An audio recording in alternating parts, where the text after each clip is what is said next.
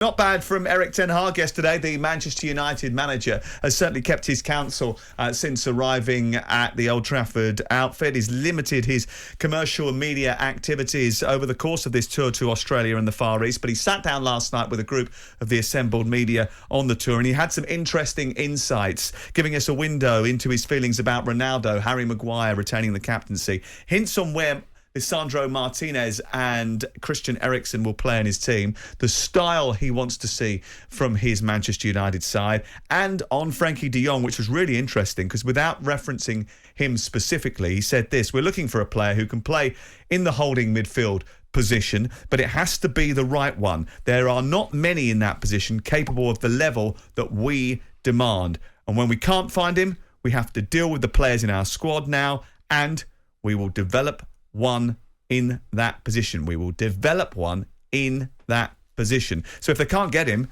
who is Frankie de Jong for Manchester United next season from within the squad? Well, that's the £60 million question, isn't it? It's a concern for me that there isn't a backup option. I know they've looked at Yuri Tillemans. Interest in him hasn't progressed. They looked at Ruben Neves, but I think that was under the old scouting regime. If United are going to go into a new season with Fred and McTominay still as their first choice holding midfielders, I think that's a big issue. Obviously, James Garner has come back from Forest, and there is a bit of a clamour amongst United fans for him to be given the opportunity, but it's a huge step up from the Championship to suddenly try and challenge for the top 4, top 6 in the Premier League. This is a kid who played in England age group teams, though, with the likes of Bukayo Saka, and the argument will be, well, hold on, Bukayo's managed to make up the step to the Premier League and to international football. Why can't James Garner do the same with Manchester United? I'm not saying he can't, but I just think it's a massive ask when United already have so much ground to make up on the teams above them. I think, reading between the lines, this is Ten Hag saying what we all know, really, that he is all in for de Jong. That's the player that he wants. It's up to John Murtough and Richard Arnold to develop that player. And I'll go back to the conversation that we were having last week on the Game Day podcast. I don't believe United would have spent 10 weeks chasing a player that had no intention of joining them. I still think de Jong will happen. Even though he says that he didn't want to come, and yesterday he liked an Instagram post from a Barcelona fan that said that the treatment of Frankie de Jong was shabby and they wanted him to stay. And he well, it is shabby. We had that conversation with Graham Hunter yesterday. Did you? I don't remember that conversation. Did that blow up? Darren Ambrose is here. Darren, is it right for Manchester United to have this sort of viewpoint, or is it right for Erik ten Hag to have this viewpoint? It's Frankie de Jong or it's no one? I think so, yeah. I think he knows what he has in his squad, Ten Hag, so he knows if Frankie de Jong doesn't come, and I am with Crookie, I think he still believes it's going to happen. I'm not so sure.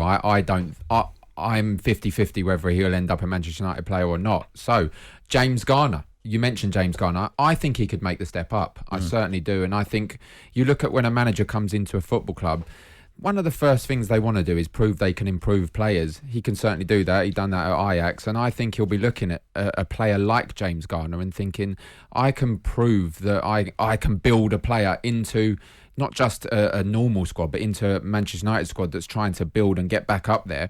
It's happened before with young players at Manchester United, you know that, and that's potentially the way he wants to build. And I think James Garner's a fantastic player, and if it's not de Jong, I'm not putting him on in comparison with each other, but there's potential that he can grow into that position and play a similar role. Fascinating to hear him talk yesterday, Erik ten Hag, because he was quite strident, very big on discipline. He's banned them from going to the set of Neighbours. Rightly so. So that he can concentrate on getting him on the training pitch. I mean, it's a bit curmudgeonly. Who wants to go there anyway? Listen, Scott and Charlene got back together just a couple of weeks ago. Jason Donovan and Kylie Minogue went back. But ultimately, this is a guy who thinks that discipline on the training ground, discipline around the building leads to discipline on the pitch. And he was pretty strident. He doesn't need a hairdryer. He just creates rules. He wants everybody to follow those rules.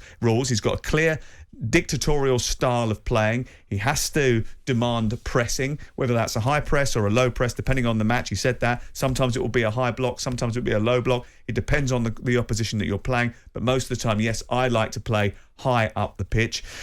Ultimately, this is a guy who's setting his stall out and making sure everybody knows where he stands. And that is a good thing, isn't it, for Manchester United? Clarity. 100%. It's what the club have been crying out for a number of seasons now. Under Ole Gunnar Solskjaer, the pupils had taken over the classroom.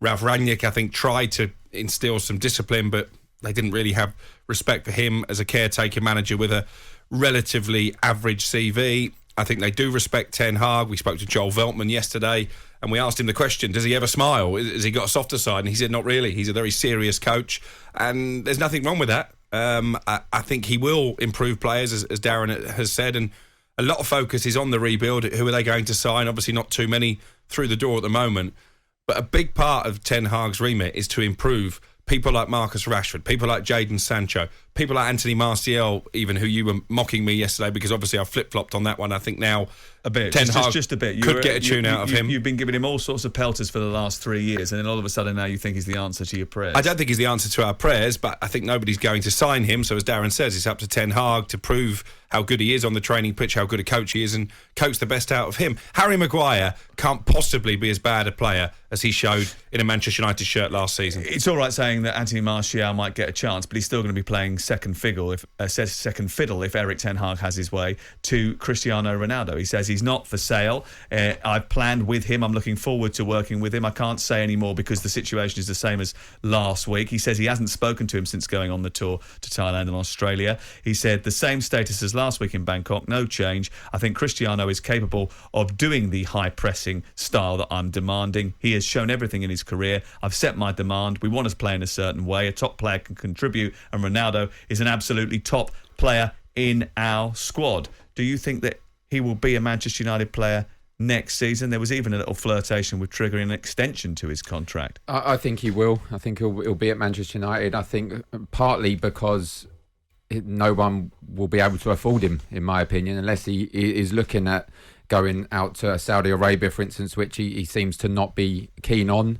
So no one's going to be able to afford his wages apart from Manchester United. He's obviously not keen on the reduction, which is rumoured to be happening in their wages. But this is because they're not in the Champions League you're talking about. But you have to prove and get back into the Champions League. But can he play the high press game? Yeah, I think he can. I just think he doesn't. I don't think he likes doing it. He can certainly do it. He's one of the fittest players around. We all know that. We all see that on his Instagram posts. We know he can do it.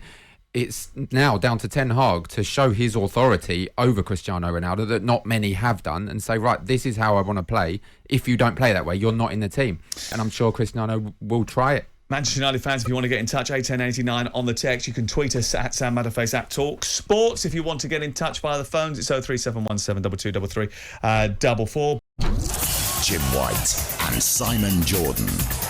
Monday to Friday mornings from 10 on AM, on DAB, via the talkSPORT app and on your smart speaker. talkSPORT.